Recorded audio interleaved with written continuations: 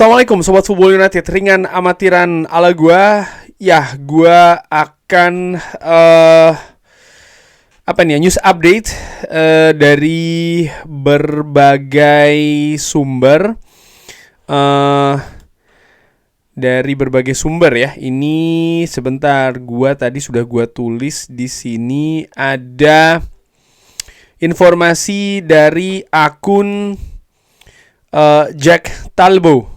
Jack Talbot ini juga merupakan seorang jurnalis di beberapa media. Dia menulis bahwa Manchester United ini tetap memonitor ya dan memiliki keinginan untuk bisa mendatangkan Jarrad Brandwaite tahun depan. Ya, Jarrad Brandwaite kalau seandainya memang didatangkan, nggak heran sih menurut gue ya. Artinya dari sisi pengamatan ini kan dilakukan langsung oleh Ineos. Kan musim panas kemarin seperti dikatakan Jarrad Brandwaite ini menjadi incaran oleh Manchester United, di mana pada saat itu Ineos sudah ada ya kan. Jadi mungkin sudah masuk nih di daftar Ineos. Apakah Jarrad Brandwaite akan dikejar lagi ya menurut gua, karena musim panas kemarin kan juga sempat juga melakukan beberapa tawaran proposal, karena itu ditolak oleh Everton. Apakah akan datang lagi nih di musim panas nanti? Menurut gue ini sebuah kemungkinan, terutama dengan adanya Ruben Amorim ya.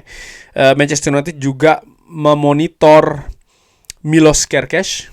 Milos Kerkez juga sempat ya, bek kiri ini asal Hungaria yang saat ini bermain di Bournemouth ini juga sempat dikaitkan dengan Manchester United. Posisi bek kiri merupakan posisi yang rawan menurut gue sampai dengan sejauh ini, dan bukan tidak mungkin Manchester United juga akan memprioritaskan posisi ini untuk musim panas tahun depan. Tapi ya sekali lagi, budget finansialnya juga harus diperhatikan betul, karena Manchester United mengeluarkan dana yang cukup besar di musim panas ini juga. Beberapa waktu yang lalu, terutama ketika melakukan pergantian manajer, di mana mereka membayar kompensasi ke Erik ten Hag, kompensasi ke staf kepelatihannya, lalu mereka juga membayar kompensasi untuk mengambil Ruben Amorim kepada Sporting, lalu ada bayaran ekstra juga kan untuk memotong notice period dan lain-lain. Jadi menurut gue situasi finansial dari Manchester United ini juga dalam situasi yang mungkin tidak leluasa banget ya di bursa transfer nanti. Dan ada kepercayaan diri yang cukup besar terkait dengan Amad Diallo, di mana dari Fabrizio Romano juga menginformasi Manchester United sedang dalam proses pembicaraan untuk memperpanjang kontrak dari Amad Diallo. Nah, apakah ini akan terjadi? Menurut gua dengan adanya Ineos dan dengan masuknya Ruben Amorim ya, menurut gua dengan adanya Ruben Amorim sekalipun juga tidak akan terlalu besar. Dia punya pengaruh, tapi yang menentukan nanti lebih banyak di manajemen. Inilah kenapa Ruben Amorim ini head coach. Sementara manajemen, ada sporting director, ada technical director, Jason Wilcox. Mereka ini yang akan lebih banyak di urusan administrasi. Siapa yang akan didatangkan, siapa yang akan dilepas, siapa yang akan diperpanjang kontraknya, sampai juga dengan siapa yang akan dipromosikan. Misalnya dari akademi, ini juga akan dilakukan oleh lebih banyak dilakukan oleh manajemen Manchester United. Head coach Ruben Amorim bagaimana? Menurut gue tetap memiliki ruangan untuk memberikan masukan ya, opini juga, tapi yang menentukan nanti lebih banyak Dan Ashworth dan juga Jason Wilcox. Sekarang sumbernya berganti ke Jacobs Band. Ini beberapa rangkuman dari podcast yang dilakukan ya, bahwa ada kemungkinan Rashford dan juga Garnacho ini akan memiliki posisi yang berbeda sebagai wingback di sistem dari Ruben Amorim ya. Kita lihat dulu nih akan seperti apa. Ada banyak spekulasi, ada banyak perkiraan. Misalnya apakah Garnacho akan bermain di wingback. Gua ingat salah satu Jamie Redknapp juga mengatakan seperti itu di Sky. Rashford apakah tetap akan jadi pemain depan atau akan berubah menjadi wingback? Menurut gua kita masih harus menunggu nih. Gue hanya bisa mungkin berkira-kira saja, nanti akan gue sampaikan mungkin di video lainnya. Tapi ada banyak misteri menurut gue ya. Karena ya Ruben Amorim, dia datang, konsep permainannya jelas ya. Menurut gue, dia formasinya seperti apa, sistem permainannya seperti apa, sudah ditunjukkan di Sporting. Tapi ketika di Sporting itu bisa diimplementasikan dengan pemain-pemain di Sporting, dengan kualitasnya, dengan kedekatannya, dengan macam-macam. Kali ini dengan di Manchester United tantangannya berbeda. Sporting ketika misalnya bermain di Champions League menghadapi Manchester City contohnya, mereka bermain lebih defensif nih.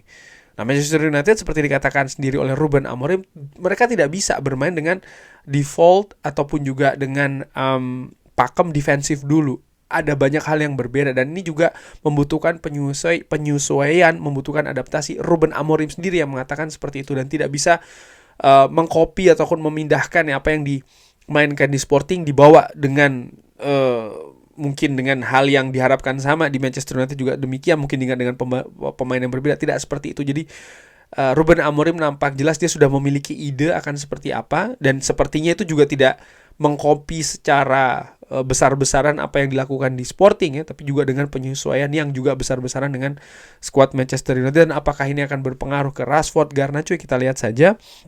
Lalu kabar lainnya dari Jakobsben yaitu adalah Ousmane Diomande. Ini sempat dikaitkan dengan Manchester United dan biayanya cukup tinggi nih, 80 sampai 85 juta euro. Wow, ini angka yang menurut gue cukup tinggi. Tapi Jakobsben juga memberikan informasi kalau bursa transfer di bulan Januari nanti akan lebih sepi. Dan ini juga menurut gue sangat wajar ya. Manchester United sangat aktif di bursa transfer musim panas, lalu belum sampai dengan bursa transfer musim dingin ada pergantian dari Erik ten Hag ke Ruben Amorim, ada banyak sekali pengeluaran, tadi gue juga sudah singgung di sana. Manajemen nampaknya akan lebih memfokuskan Ruben Amorim ini untuk bisa memanfaatkan skuad ataupun pemain yang ada saat ini, paling tidak sampai dengan akhir musim nanti. Dan apakah tugasnya hanya mengidentifikasi siapa-siapa saja yang dijual, siapa-siapa saja yang akan didatangkan? Menurut gue tidak sesimpel itu.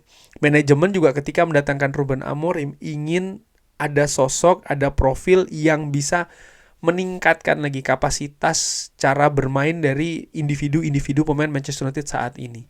Mereka juga melihat ya bagaimana Ruben Amorim ini bisa memaksimalkan hal tersebut di Sporting. Sporting dalam periode Ruben Amorim banyak melepas pemain bintang dengan harga mahal ya.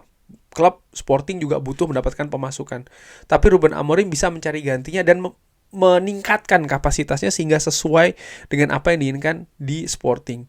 Menurut gua ini juga yang diinginkan dari manajemen. Jadi tidak hanya sekedar ini jelek buang, ini jelek. Enggak, ini seperti kayak kita bermain game. Bukan kita sih, mungkin fans lain-lain karena gua juga enggak begitu main game by the way ya, tapi ini menjadi salah satu tugas dari head coach dan salah satu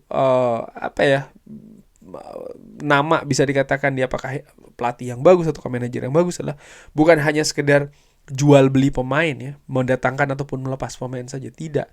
Tapi justru bagaimana dia bisa memanfaatkan pemain yang ada dan ditingkatkan sehingga bisa bermain di kapasitas tertingginya. Nah, ini menurut gue salah satu barometer ataupun ukuran pelatih ataupun manajer itu bisa dikatakan bagus atau tidak. Dan menurut gue ini juga menjadi salah satu tugas mungkin yang diberikan dari manajemen Manchester United kepada Ruben Amorim. Ada kabar lainnya nampaknya tidak demikian ya. Oh ya, ada kabar dari Team Talk ini mengatakan kalau Aston Villa ini tertarik dengan Harry Amas, tapi gue gak yakin akan ada pergerakan ya, karena seperti gue katakan sih, Manchester United ataupun Ruben Amorim ini akan betul-betul ditahan dulu pemain, tidak ada yang masuk, tidak ada yang keluar di bursa transfer musim dingin, baru mungkin nanti di bursa transfer musim panas mungkin akan ada yang dipinjamkan atau seperti apa, itu baru bisa terjadi mungkin di musim panas nanti. Sebelum gue akhiri, ada kabar lainnya juga, ini terkait dengan posisi Darren Fletcher. Sudah gue update di news update sebelumnya. Nah, ini hanya ingin memberikan informasi tambahan ya, kalau memang Darren Fletcher ini tetap stay bersama dengan Manchester United dan posisinya ini tidak langsung berada di Ruben Amorim. Dia tugas utamanya menjadi jembatan antara tim utama dengan tim akademi, artinya tim muda ya, dimana seperti gue katakan head coach Ruben Amorim ini tidak akan terlalu luas banget artinya sampai mengamati tim akademi, enggak, tapi dia bukan manajer begitu. Kalau manajer bisa sampai seperti itu, tapi ini tidak, dia head coach, fokusnya lebih banyak di tim utama dan hal-hal terkait dengan promosi dari tim akademi, ya kan. Kita tahu ada Chidobe Martin misalnya, ada Sekou Kone, ada pemain-pemain lain juga, ini ditangani oleh tim akademi, dan Darren Fletcher ini yang menjadi jembatan antara tim akademi dengan tim utama. Misalnya membutuhkan pemain dari tim akademi, nanti akan banyak diskusi dengan Darren Fletcher, Ruben Amorim ya. Jadi tidak secara langsung Ruben Amorim yang turun ke tim akademi, nampaknya seperti itu. Dan Darren Fletcher sendiri nanti reportnya ataupun laporannya ataupun tanggung jawabnya nih ke Jason Wilcox. Menurut gue nih masuk akal ya, lebih make sense. Jadi kinerja Darren Fletcher nanti dinilai oleh Jason Wilcox.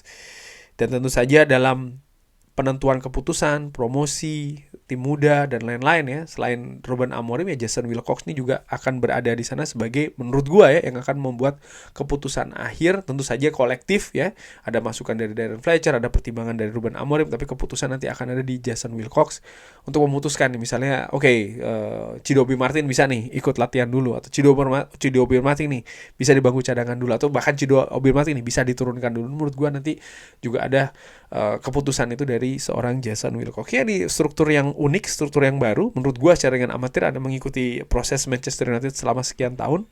Tapi kita lihat akan seperti apa. Sekali lagi terima kasih Sobat Football United, itu tadi update-update-nya. Jangan lupa like, sholat, dan juga subscribe. Wassalamualaikum warahmatullahi wabarakatuh. Thank you.